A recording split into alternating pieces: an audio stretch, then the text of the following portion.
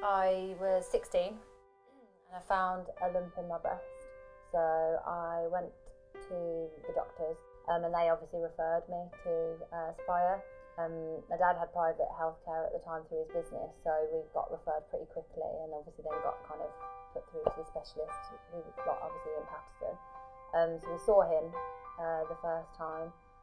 The lump was quite big, so obviously didn't know at the time, but when they took it out, it was the size of a golf ball, so it was pretty big at the time. Obviously I was only 16.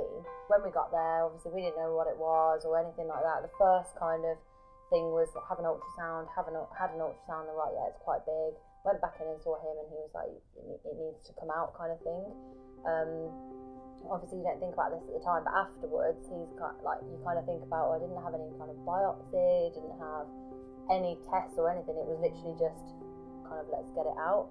And then following that I found a lump and the same kind of thing, you know, went in. They said what it was, which was a fibroadenoma.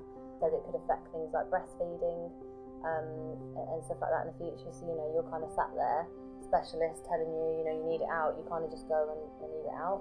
So my dad always kind of feels guilty because he said that we were in the room and I kind of looked up at him when he said I need to have it out, and he just kind of said, if the guy's telling you need it out, Jade, you need it out kind of thing. And so he always feels guilty because he's like, oh, maybe I should have asked more questions or whatever. But when this person who's meant to be the most expert in the field kind of tells you those things, you just kind of go with it, don't you? And it was obviously a few years later that we then got recalled, and it was a bit shocking, really, I guess. It was loads of people had been recalled, and it kind of then started to snowball into this thing that none of us kind of expected. So at the time it was just a bit of a shock, and I don't think you quite believe it really, because then you're kind of thinking, well, hold on a minute, this doctor told me I need it out, you're now telling me I didn't need them out, so who's right? And you kind of think, do I believe him? Do I believe him? Who do I believe? So I think at first it's just kind of trying to get your head around that whole scenario, but then afterwards you then start to feel a bit angry, and you start to think, well, if I didn't need it done, what's the motive? Why do it if you didn't need it done? I don't quite understand.